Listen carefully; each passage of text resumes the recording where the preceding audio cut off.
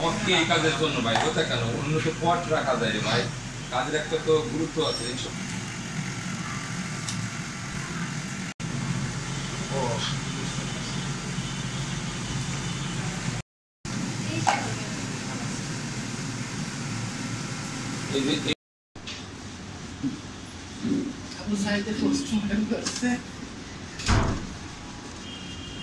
বুঝলেন দাদা, আমাদের 3-4 মাস আগে ফোন দিয়েছে।